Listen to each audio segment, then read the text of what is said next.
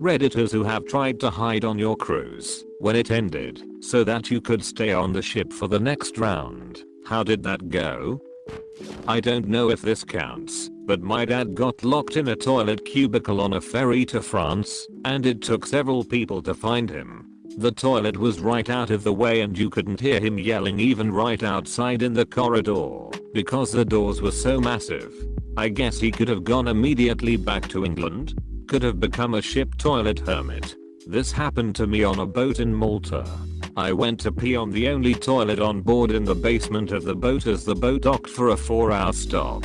I legitimately thought I might die. It was so hot I thought I might suffocate. Finally some guy found me 15 minutes after I was screaming and pounding on the door. He let me out and then laughed about it to his friends. Sort of happened with my husband too. He used to work as a shipping agent and the crew didn't realize he was still on board the tanker until he went up to the main deck. They had already set sail for South America from the UK, but thankfully were able to get him back to land on the pilot's boat. Is there something about bathroom doors on boats that the non-seafaring folk aren't aware of? Are the doors like airplane seat belts or something where they work counterintuitively to what we are used to? Right. I'm legitimately afraid to pee on any watercraft. I will go over the side door not at all. Used to be in the USCG. We had this happen a few times in Miami. They were all escorted off the ship. Typically the police handle the situation, but if a stowaway was discovered while still in the 3 to 12 mile range, we would render assistance once they were apprehended by the onboard law enforcement. The problem here is that you only know about the unsuccessful stowaways, not the ones that manage to pull it off. Also, is keel hauling still an acceptable punishment for stowing away? Cruise ships are rather large. I'm not sure it's possible to survive a keel haul-in from one of them, but I like the cut of your jib.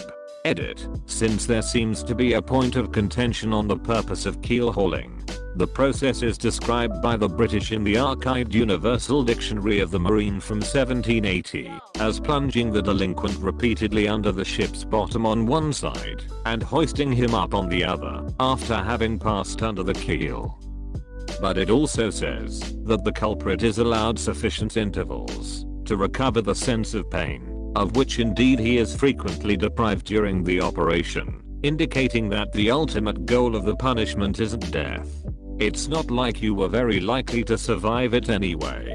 You were basically expected to die. This guy keel hauls. Keel hauling is insane. Apparently they would tie a rope to the accused and pull him under the boat from one side to the other, scraping the hell out of them with barnacles and half drowning them. That is putting it lightly. Yeah. Barnacles are basically like a giant cheese grater. More like semi-dull blades. I believe there were cases of punished sailors losing appendages and or dying from blood loss if they do not drown first. Not semi-dull. Have you ever been cut by a barnacle? They're just plain sharp.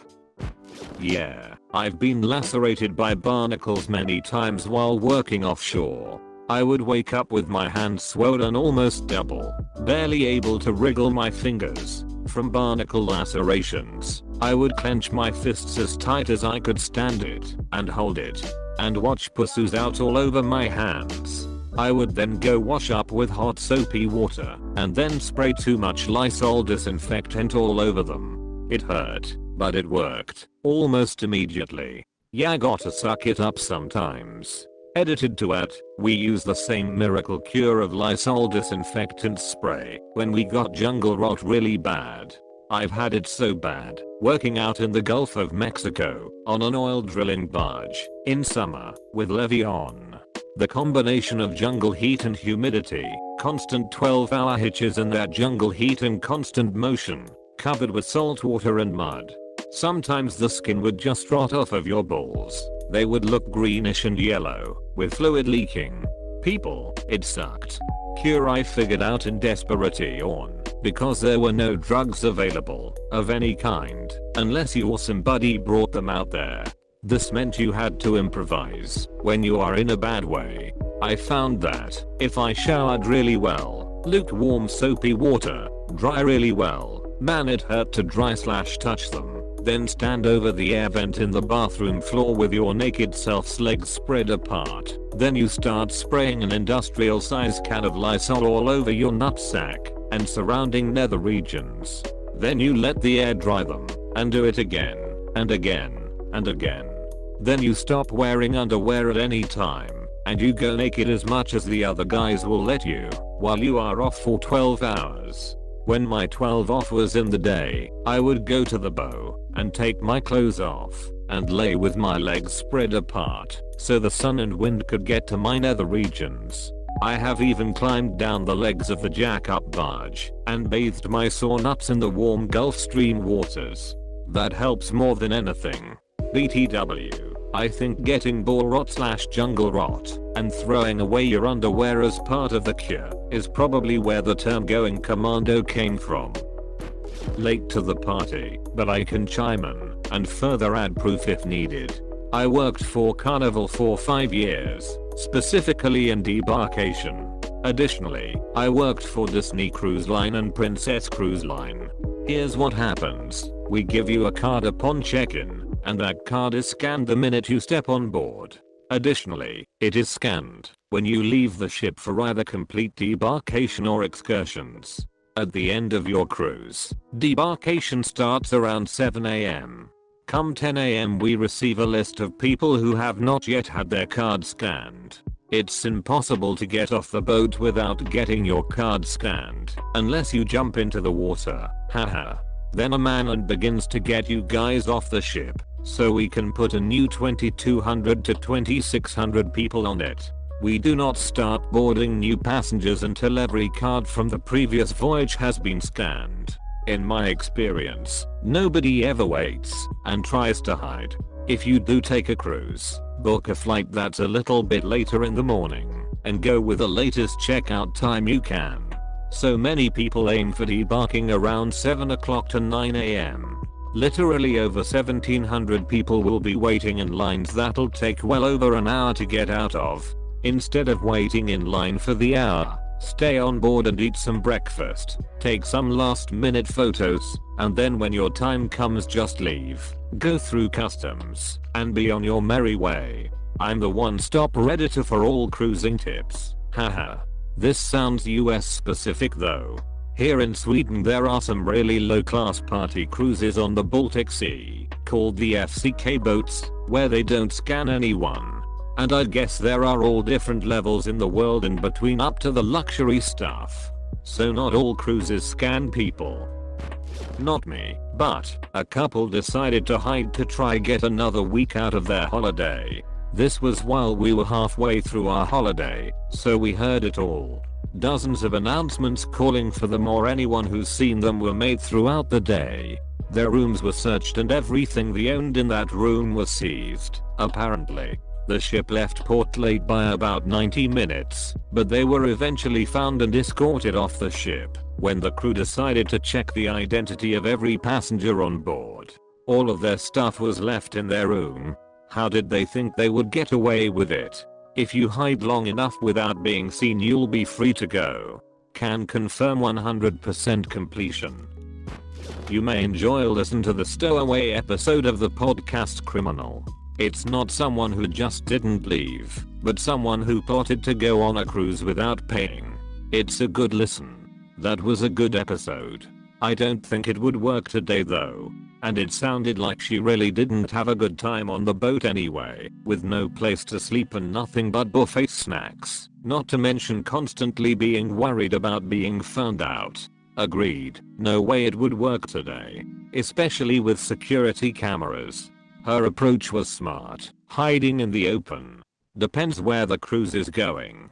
Last one I did, I slept outside on the pool chairs one night. They aren't that uncomfortable, and it wasn't that cold. Staff would come and check on me. My excuse was that I wanted to watch the star/sunrise. If they got suspicious after a few nights you could get sheepish and tell them my husband and I are fighting etc. and I don't feel comfortable sleeping in my room. If you pull it off well enough I wouldn't be surprised if they offered you a vacant room. A little different. I was going through a really hard bout with depression in 2012 and really had nothing going on in life besides an overpass job at a gym. My parents decided to do a family cruise in March as our Christmas present. I was actually planning on saying goodbye to my family at the end of the trip and just getting off at the last island and not getting back on. Then I found out the cruise company would alert local authorities that I didn't get back on. I wanted to just island skip for a while instead of backpacking through Europe to do some thinking and adventuring. I didn't want to end up in some shitty Caribbean jail. It is right they don't just leave without passengers as they could be lost and stuck. What happens if they find you and you don't want to get back on board? I have no idea, but can't think what you would go to jail for. You'd be all on your own though if you couldn't get home. Cruises leave without passengers all the time. Their terminology is actually, the boat didn't leave you, you left us. They will let the authorities know you stuck around, but usually a passport gives you at least a 90-day visa, so for the immediate future you're just stuck with no plan to get home. It's usually people who got a little too adventurous or too drunk on their shore excursion. Or you get pier runners who make the boat just in time, or sometimes don't make it, but it's a who genre on cruise chat boards. I'm getting ready to go on a cruise next week, and was watching a bunch of pier runner videos last night. Shit's hilarious, although I was actually a pier runner on my first ever cruise. Now I make sure I'm back on board way before last call. I don't know if this counts, but on the last night of a cruise my friends and I got really drunk. Well, I don't know how the hell, but I ended up somewhere passengers shouldn't be, in a goddamn supply closet I believe. The ship had docked and there was a 2-hour search for me. Still drunk, I couldn't find a way to get out to the room where the supply closet was, but the door was locked. The crew thought I was trying to sneak another ride, but after reviewing the cameras they clearly could tell I was nowhere near sober. So they let me go on my way with a good laugh. To this day I still don't remember making my way down there. That's kind of adorable somehow. I can imagine them all bring up the security footage like, what a jerk, we'll see how sneakily he planned this. Oh, well, oh wow, he's very drunk and very confused, isn't he? Basically, they were planning on reporting me and all that, but the captain let it slide. Just very thankful they caught it on camera. Also slightly embarrassing, LMAO.